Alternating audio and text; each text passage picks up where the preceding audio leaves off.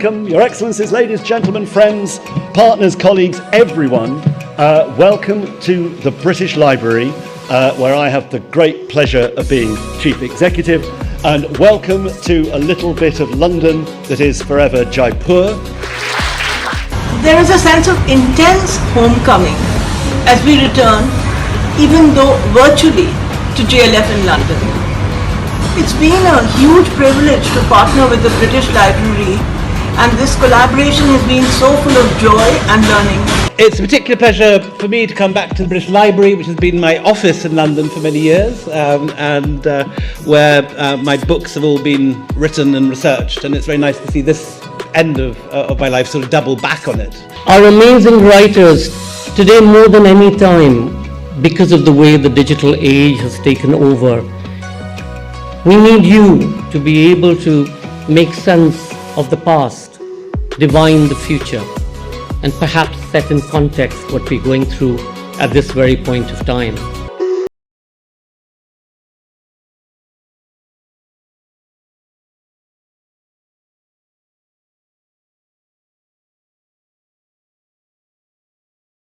This is the first time I've been to it in London. I've been to the one in Rajasthan before, and it's fantastic. It's got a different vibe here, but it's equally wonderful here.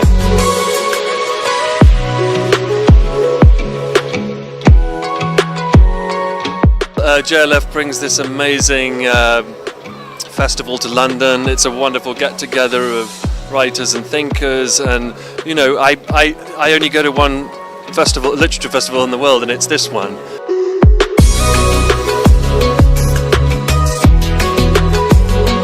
The people who've been here, both bookshop customers, the authors and the organisers, have been an absolute delight to work with. I can honestly say as well that this is the best dressed, most elegantly dressed crowd at any literary festival I've ever seen anywhere.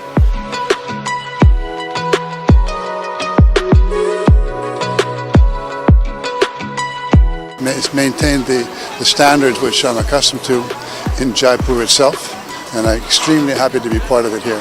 I love this festival. I think it's a privilege for me. JLF deserves enormous congratulation for the way that it puts its program together here.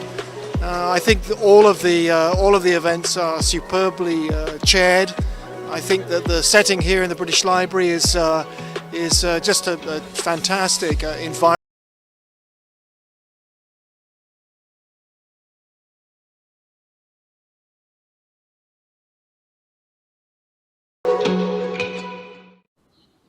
Team Wakats and British Library welcome you to JLF London's 2020, presented in partnership with the Aga Khan Foundation and our patron, the Murthy Family Foundation. Our magazine partner for this series is The Week, Journalism with a Human Touch. We're truly disappointed for not being there in person to receive you, but we promise to be back in 2021. Please do consider donating to help make possible JLF London at the British Library, which is free to view by clicking on the donation link below. It truly will help us enormously in these difficult times. Our next session today is the essential Bernardine Evaristo Girl, Woman, Other in conversation with Anjum Hassan. Navigating through the journey of an interconnected group of 12 Black women, Girl, Woman, Other is a quest for love, hope, and home, spanning across the legacy of contemporary and colonial Britain. In conversation with writer Anjum Hassan, one of Britain's most exciting and original authors, Bernardine Evaristo discusses the idea of womanhood, culture, class, politics, and race coursing through her iconic writings. She speaks of the binding power of collective experiences and gives us a peek into the world of her creative process. Bernardine Evaristo is a British author of 8 works of fiction. Her novel, Girl, Woman, Other, won the Booker Prize in 2019, the British Book Awards Fiction and Author of the Year 2020, and the Indie Book Award for Fiction 2020. In June 2020, she became the first woman of color and the first Black British writer to assume the #1 spot in the UK paperback fiction charts. Congratulations, Bernardine, and welcome to JLF London. Thank you very much. Hassan, thanks. Anjum Hassan is the author of the novels The Cosmopolitans, Neti Neti and the Lunatic in My Head, and the short story collections A Day in the Life and Difficult Pleasures. Do remember our sessions are available to view on london.jlflitfest.org and on our Facebook pages, JLF Litfest, and on our YouTube channel, Jaipur Litfest JLF. Please do remember to comment and ask questions by typing it into the comment section, and Anjum will pose these of Bernardine at the end of the session. We'd like to thank Lanchura, our podcast partner, for this session. Ladies and gentlemen, the essential Bernardine Evaristo, girl, woman, other, in conversation with Anjum Hassan. Anjum, over to you. Thank you so much, Sanjay. Bernardine, hi, it's great to see you. We were just chatting a few minutes before the session began, and inevitably all discussions about Litfests are about how nice it would have been to see you in person, to meet in person. There's so many kinds of strangeness that we're discussing in this time. And I think when we say it's a strange time, every email you get is prefaced by the words, we're living through a strange time, or it ends with the words, what a strange time, what a surreal time. And I think one of the things this does, this forced distancing, I don't know if you agree, is that it also helps us to realize that the normal was strange in some ways as well. And I think one of those strangenesses to me is how fiction can create an illusion of intimacy. I'm just fresh from reading your novel, your latest novel that Sanjay introduced. And I have this feeling that I know you very well. And that's a feeling, an illusion that only fiction, a particular kind of fiction, can create. I don't know, would you like to say something before I launch off with my first question? Yeah, well, hello, Anjum. It's lovely to be appearing as part of the festival from my study in London. And that's one of the things, is that we don't actually have to travel at the moment. But of course, we do miss the proper in-person communication with other people, for sure. It's interesting that you said that you feel that you know me very well through my novel, because nobody said that to me before, actually. So I don't know what you think you know about me, and you might know about me as a creative person. But the novel is, it's about these 12 different, primarily Black British women, and they're all very different from me, apart from one of them, who is loosely based on my younger self, and that's Amma, who starts the novel. But I think, but it's really interesting what you say about novels creating a kind of intimacy with the reader, because that's what I hope my work does. And I think if a novel doesn't do that, then perhaps it's not quite working properly. And certainly as a writer, I really dig deep inside my characters to write them. And I feel that I write them from the inside out, and that I know them during the period that I'm writing them very, very intimately. And if that comes over in the reading of the book, then that I think is a wonderful thing, that you feel that you have an intimate connection with all these different voices. Yes, and when I said the novel creates the feeling that I know the author, I didn't mean it necessarily that I know you personally, and that I'm not necessarily trying to guess or assume that some of these characters or all of these characters are an aspect of you, but more in the sense that I know you in terms of your sensibility, your language, your preferences, your worldview, let's say, your worldview. And I think that word is important maybe to my reading of the novel, because I realized that in telling the stories of these 12 women, you are actually telling their biographies. You, in many cases, it is a story. In most cases, I think it's a story from birth to the present moment in their lives. In some cases, it's a backstory because the characters are very, very old, so there's very long backstories. And I wondered, was that necessary? Because in making these characters the subject of fiction, you can't assume that the reader will know them in that way. In order for them to be subjects of fiction, they have to first be presented as biographical characters, with biographies. Whereas in another, let's say, more mainstream kind of fiction, the reader does not need to be told everything. Whereas if you're writing about the lives of Black women in Britain, and I certainly did not realize that there were so many streams of Black history, genealogy, race within the broad category of Black that were feeding, that could possibly feed the idea of a Black woman character. So did you feel the need to do that sort of biographical detailing? And of course, this is not your first novel. You've got a whole body of work which features Black characters. But that to me was very interesting, that these characters can't come alive, possibly, unless we first know who they are, where they came from. Yeah, that's interesting. Just going back to my worldview, I think that's absolutely right. Because if you look at this book, you know that Ian McEwan or Julian Barnes or J.K. Rowling would not have written this book. So I guess there is a sense, you know, kind of where I'm coming from and what my interests are in order to write this book. And also my generation, because I'm 61, right? So I've written this book at a certain stage in my life where I have that sort of very broad brush understanding of all the different generations, those that are younger than me and also those that are older than me. The book is, the biographical nature of all the characters' stories is absolutely integral to how I told the novel. And, you know, because they all have their own chapters, these 12 characters.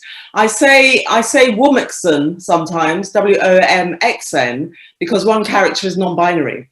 And that's a kind of women of color and trans-inclusive term. So the biographical element of the book, which in a sense is the meat of the novel, is to do with me wanting to really express the psychology and the history of these characters, so that when you encounter them in whatever stage you encounter them in their lives, probably in the present day, if not, you eventually go up to the present day with most of them, that you really do understand who they are, where they come from, what their motivations are, what their ambitions are, their passions, their desires, some of the struggles they've had in their life, as well as the wonderful things that have happened to them and the things that there are to celebrate. And it can only happen through this form. I call it a fusion fiction. And I do actually really like this question, because I have probably done about 200 events and interviews for this book. And at the end of this year, I'm going to sit down, and I keep very good records of everything. I'm going to do a count, right? And I get asked the same questions all the time. But you're asking me questions I haven't been asked. So it's really good, because I have to then think, you know, sometimes I'm on the phone giving an interview and I'm literally sending an email while answering the question because it's become so automatic. But this is not an automatic response to your question. Thank you. And if it was, as you say, like a traditional novel or a plot-driven novel, you wouldn't necessarily need to know all of that backstory. But actually, with all of my books, to a greater or lesser extent, you get a sense of those characters through who they are in the journey they take in the book, but also through whatever element of their backstory that I throw in. And I find it very hard to write characters without digging into their biography and exploring that for the reader in some way. Thank you, Bernardine. Biography is very central. A very central part of biography for many of the characters is their politics. And my next question has to do with the politics of the novel, as much as the very different politics of the different characters. There are radical Black lesbian feminists. There are people who believe that they don't want to be representative Black necessarily, that they are just British or represent British society, or don't represent anything at all except themselves. And in between these positions, there are a host of different shades of political opinion. But what I found most interesting and engaging is whenever a character presents a very extreme political position, often to do with ethnicity, but not always, often to do with sexuality as well, you sort of undercut it with a very humorous, often very light touch. Sometimes it even becomes farcical. Without giving anything away, I'm thinking of this wonderful but scary, in some ways, African American woman. I'm not sure I'm pronouncing her name right. Is it Zinga or Nzinga? Nzinga. Who starts out being marvelous but gets more and more extreme in her views, till the point where you feel that her belief in her own victimhood becomes the cause of her oppressing other people. And that's just one example. There are others where you start to feel a little alarmed about the character's position, and then it just is totally redeemed somehow. That's the word I would use. And what is it redeemed by? I would again use a word that you use in the novel, that you put in the mouth of one of your characters, which is humanity, humanism. Do you think that's the prerogative or the responsibility of the novelist to bring back everything to the human, if not to humanism? Well, I guess so, because that's what we're dealing with as writers, you know. But I don't, yeah, I mean, that's certainly one of my preoccupations for sure. But it's so interesting, the whole political aspect of the novel, because I never set out to write a political book. But because I am a political creature, my work is always underpinned by politics in some way. And you're right, because in Girl, Woman, Other, there are so many intersecting identities and points of view and worldviews. And essentially what I wanted to do was to explore the plurality of Black British womanhood. You know, so writing a book like this, and the reason I wrote it, to put us into literature, because we're not really very present. So then I found as many ways as I could of making the women as varied as possible and distinct from each other. And that then means that even though one character may be presenting one kind of argument, another character will counter it. And also people are, as soon as people have an inflated sense, they have an inflated sense of themselves, somebody else will kind of, burst their balloon and actually undermine whatever it is they're saying. And that is also one of my preoccupations. But the humanity of the novel, and I kind of understand this through how people are responding to it, is one of the sort of major kind of areas. No, how would I describe it? It is its overriding trope, if you like, and that is that I'm presenting these characters who are very real, hopefully, very flawed and complex, and as we humans are, very contradictory. And actually, through showing them in that way, with the depth that I do, it actually speaks to all of our humanity. And through showing their humanity, one hopes that then the distances we experience between different groups in society, and that may be nations or cultures or religions or sexualities, class, culture, gender, race, all those things, that distance is somehow reduced or bridged, because we're connecting at a very basic human level with what it means to be human, I guess. I got the feeling as I was reading the book, and it's reinforced by what you just said, the last bit of what you just said, that there is something very sort of warmly optimistic about this book, and very elevating. One of the reasons I felt that, apart from your way of bringing out the roundedness and the fallibility of each character is the way you treat racism. Now, racism is mentioned very often. It's there in the lives of a lot of characters, both men and women, not only women. In fact, sometimes more men, because it's more, or at least it's more overt and aggressive sometimes in the lives of the Black men in the novel than in the lives of the Black women. But you never really bring it center stage.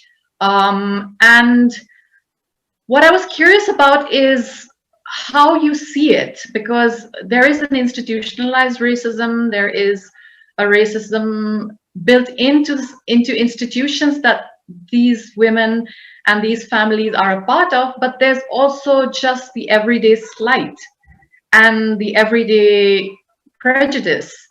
And you have characters who sometimes tell each other, maybe it's not racism, maybe it's just having a bad day, or it's just human nature.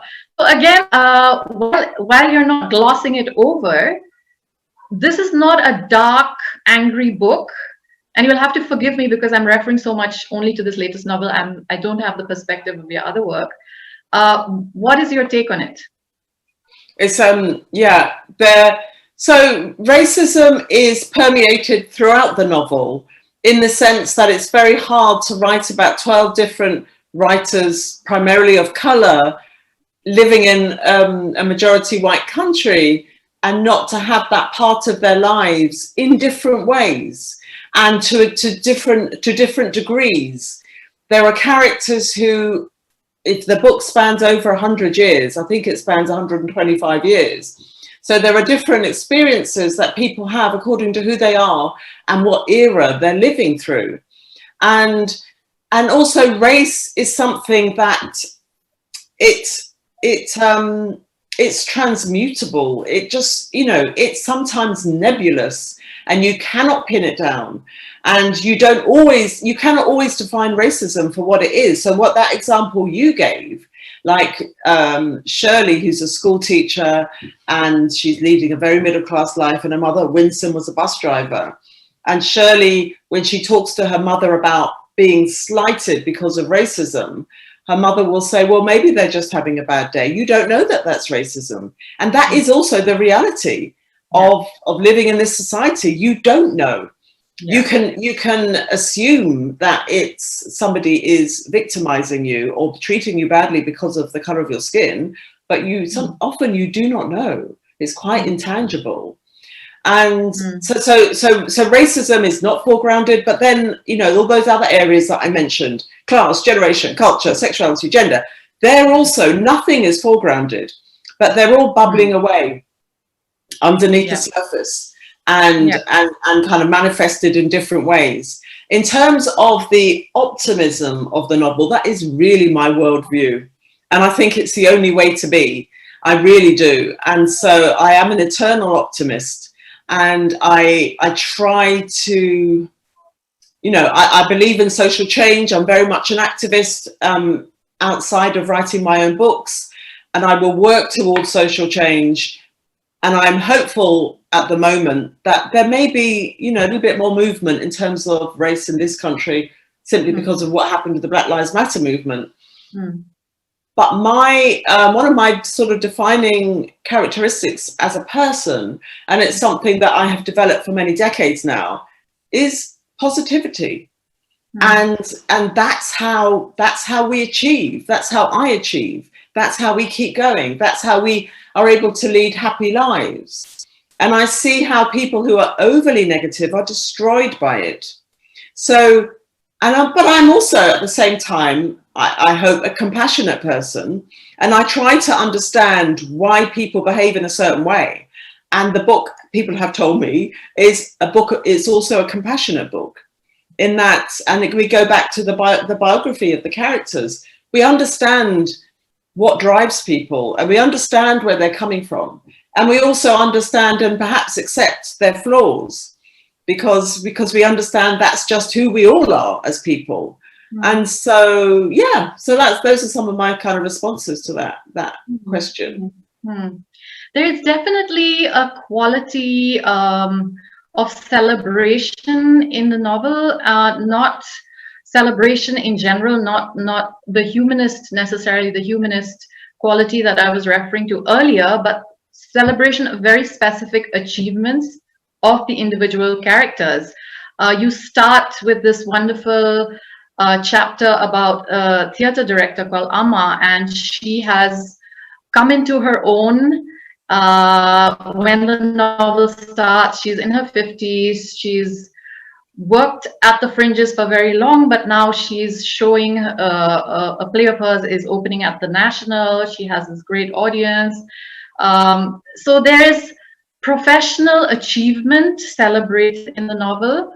And time and again, we meet characters who have, through hard work, through persistence, through education, which I was very, very interested in. You often talk about how people can make success of their lives through education.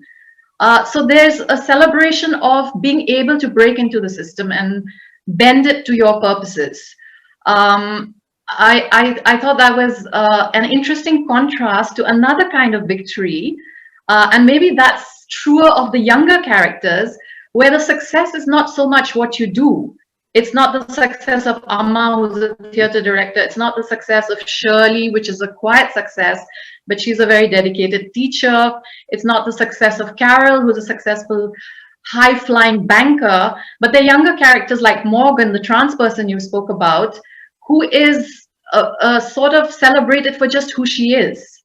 You know, so success is just being able to make space for your identity, which is very different from the other sort of model where you slog and it takes years and you're finally there. I think ambition is another thing, and education too, but definitely ambition is something that I wanted to explore, and success, and those are things that I'm really interested in this society, because I've been around a long time and I move at quite high levels these days. You know, I'm a professor of creative writing. I'm vice chair of the Royal Society of Literature. I've been very much I write for the national papers. I've been very much part, in a sense, of the literary establishment for quite a while now, while also being radical, right? So I have to say that I don't feel I've sold out through being part of the establishment, but I also think it's really important that we are part of the establishment. And so I have insights, you know, I come from a working class background, state education and so on, immigrant father from Nigeria. So I've also seen how power works and how people become successful at a high level. And I've seen how ambition is so important to all of that, as well as community, actually. And often the communities of which we speak are the invisible networks that we're excluded from in this country. So with all of the characters, and because I have this very positive mental attitude, I wanted them to all be striving for something. And that may be, you know, Hattie at 93 is a farmer in the north of England, and her ambition is to keep her farm going, and to, at the point at which we meet her, to stay on her farm and not be taken off and put into a care home. Emma's the lesbian theatre director who after 40 years has broken through with a play at the National Theatre. And then her daughter is quite an entitled young 19-year-old who's hugely ambitious and actually quite privileged, but unable to see that for herself. But what drives her is an ambition to be a voice in the world. Mm-hmm. And as you say, Morgan is trans, and what drives her through the novel is finding herself, and finding herself in a gender that she's comfortable with.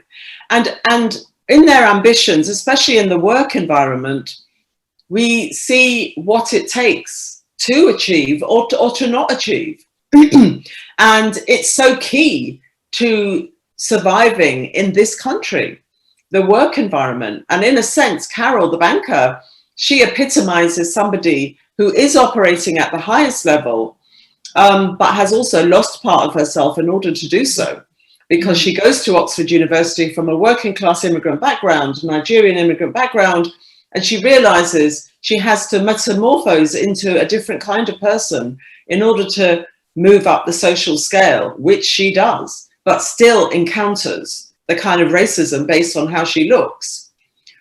So that was fun to do. It was fun to get to create characters who have agency, who have strong desires, to have them achieving, but not unrealistically, but to have them all at some level by the end of the point at which we kind of finish them in the novel, know that they are on the road to something. I'm really not interested in writing Black women characters who are victims. And that there is a certain, appetite, I have to say, for fiction from Africa or African American writers, or perhaps even a little bit British writers, where people want something heartbreaking. They want to be sobbing into their pillow, and I find that so paternalistic and patronizing. And so when people have come to me with the assumption that this book is about suffering, I have to disabuse them of that notion, and they have done. They haven't read the book, but it's about 12 primarily Black British women, so it's got to be about suffering. And no, it's not. The women do struggle, but everybody struggles in life. Yeah. And some of their struggles are to do with being Black women, not always. Yeah. But I was not going to have characters who are crushed by the system in which they find themselves. So that also speaks to this idea that it's a hopeful book. That even though some of them are succeeding on a micro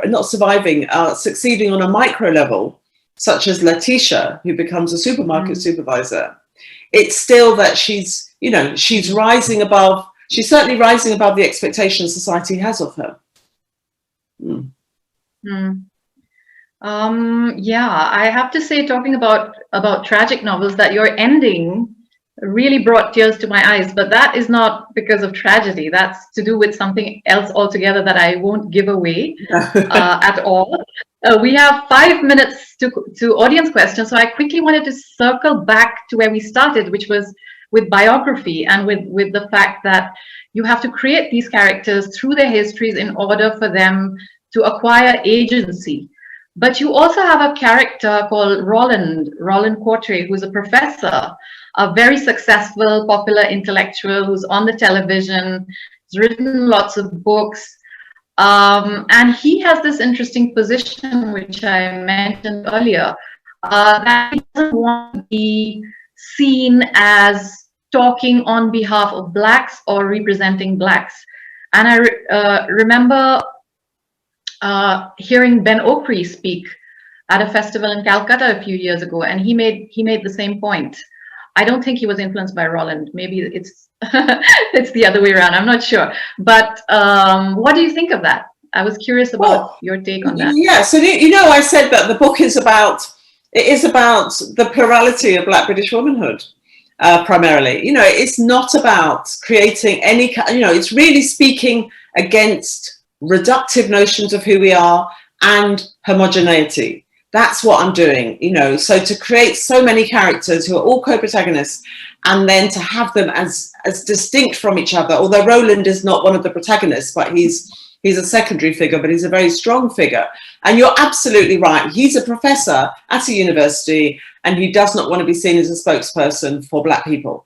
And really what I'm doing with him is just shining the light on a certain kind of ideology that some people around me have. And my personal opinion of that is that good luck to them. Why should they? Why should you, as a person of color in a majority white society, have to be a spokesperson for all Black people? For a start, that's not achievable. That's unrealistic, because you cannot represent everybody.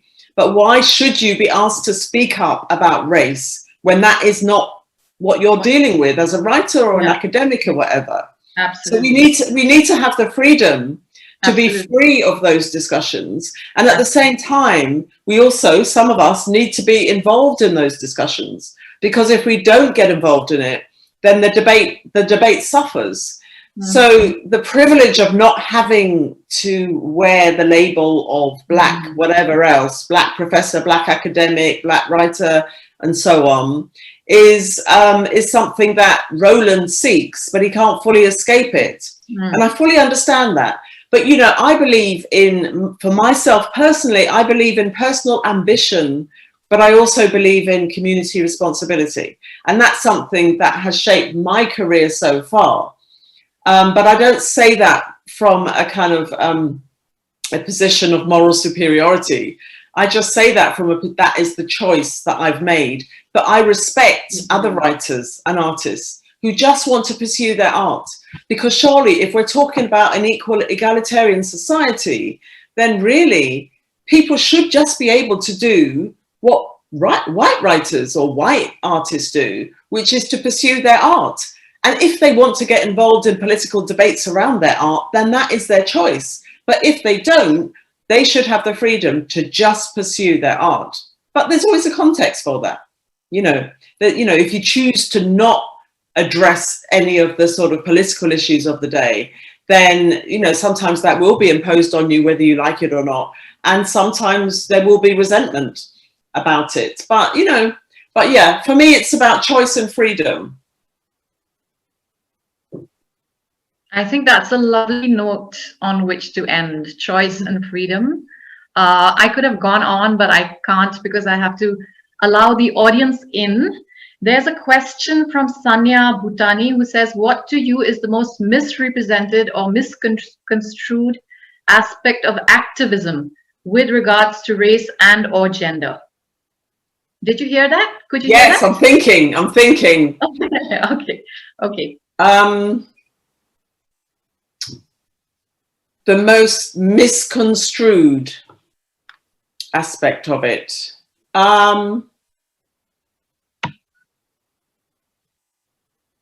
I think when you have activist groups who are trying to progress society, whether it is on race, gender, sexuality, class, whatever, then I think that rattles the establishment.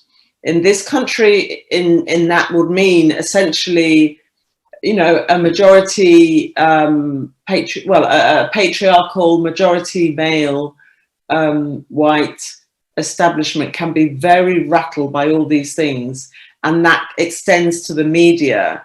And so what happens is these people who are fighting for social change are often vilified and seen as troublemakers and radicals. But let's analyze what a radical is. A radical is simply somebody who wants social change and who is exposing depends on which kind of radical you're talking about, okay? But if you talk about, somebody who is radically for feminism, for example, then they deeply and passionately believe that women need to be equal in this society in every way possible. That's something to be commended. That's not something to be vilified.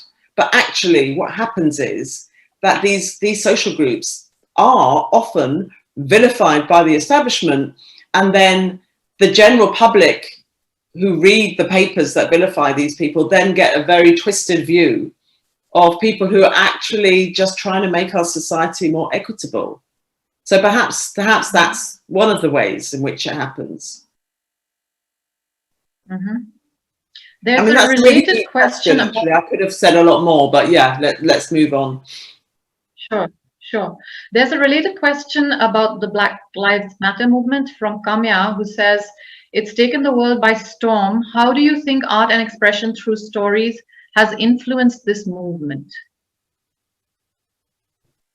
How it has influenced the movement? How art and expressions through stories, how stories have influenced the movement? That's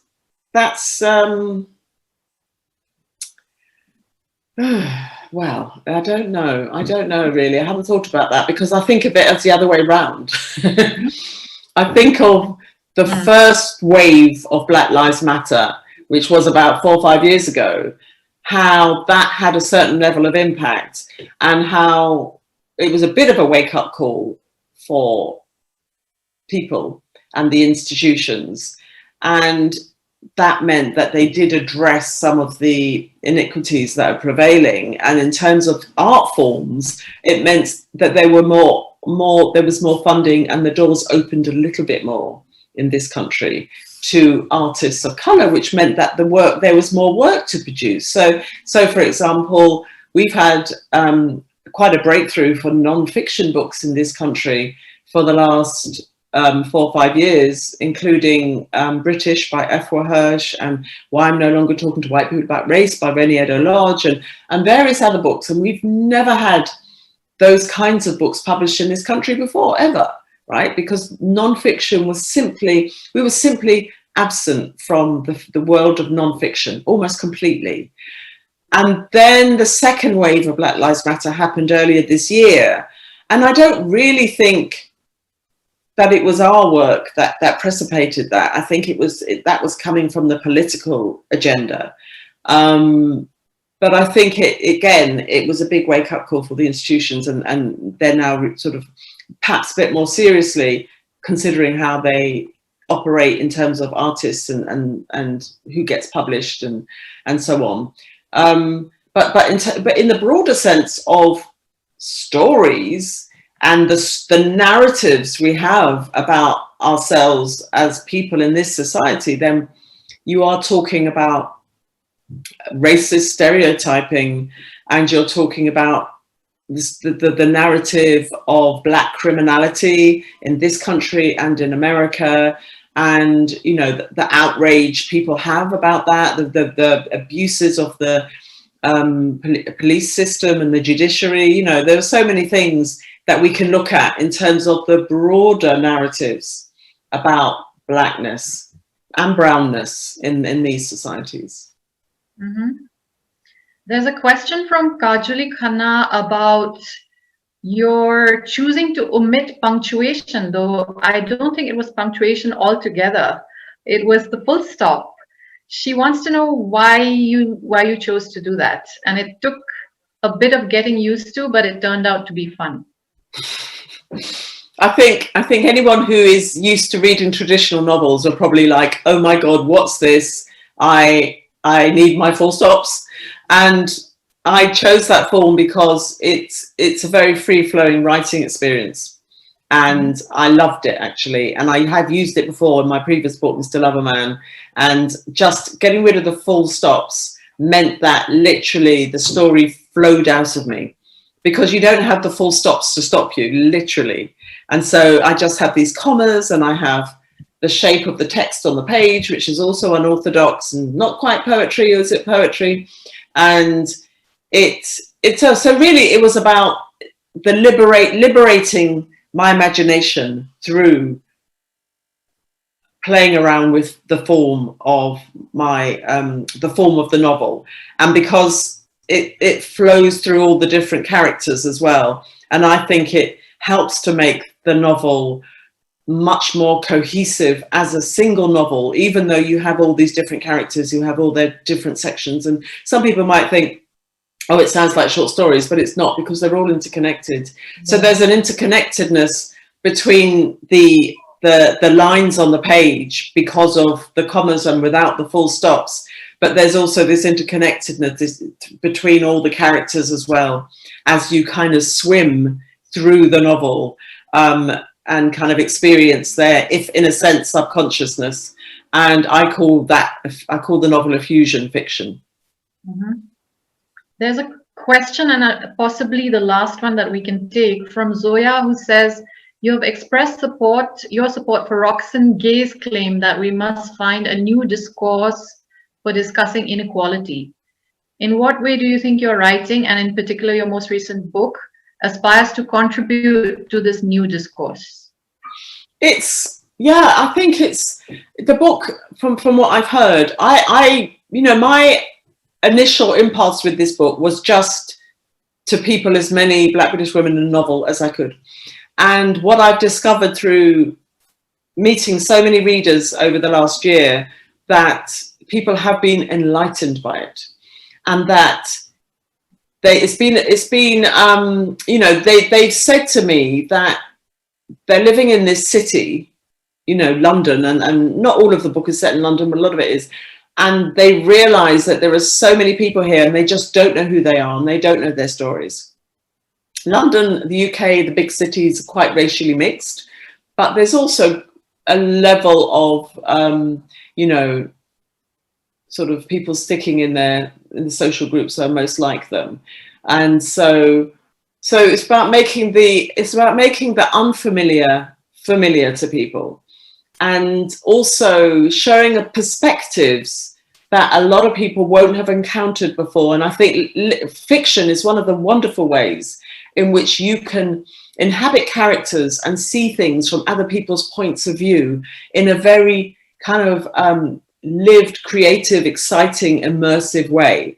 And that's as opposed to somebody writing an essay, and as opposed to some kind of drama where everything has to be externalized. You don't know what's going on inside the characters. You imagine. But in fiction, you are inside their heads. And with this book, you are inside so many heads and so many different stories that the effect, I've been told, is that people feel enlightened. And I think that's a way to heal some of the divisions in our society. And I think it's, yeah. So that's my answer. Thank you so much, Bernardine. We are out of time, unfortunately, but I really enjoyed this. I know I will be revisiting it so that I can actually listen again to all the interesting things you've said. I'm handing it over now to Sanjoy. Sanjoy, are you on? Can I just say, Anjum, it was a really lovely interview. And like I said, I get asked the same questions, but you weren't asking me the same questions. And that's such a relief to me. Thanks a lot. And then your observations were so, so nuanced and complex. So are you an academic as well? No, but I am, I do write quite a lot of criticism. I write about fiction as well as write fiction, and I try to keep the two things separate, but they tend to sort of... Well, that came over, yeah. Thank you. You're welcome. Thank you so much, Anjum, and thank you, Bernardine, for bringing us such wonderful characters, and as you said, enlightening us and healing us, and doing all of that without full stops. And thank you for your positive frame of mind and your positive view. More strength to both of you, more power to your sales. Thank you all for watching. We hope that you're going to stay on for our next session that we're going to start pretty soon. We thank our partners, the Aga Khan Foundation, and our patron, the Murthy Family Foundation, for their support. Please do stay on for the next session, The Mathematics of Stardom. Shakuntala Devi, Nainika Mahatani, and Vidya Balan in conversation with Bhavani Tripathi Tikku. And join us over this fabulous weekend for more sessions. To also please consider donating to help us bridge the financial gap for JLF London at the British Library, which is free to view by clicking on the link below. And also, please do support the British Library by donating to them. Thank you, and see you at the next session. Bye.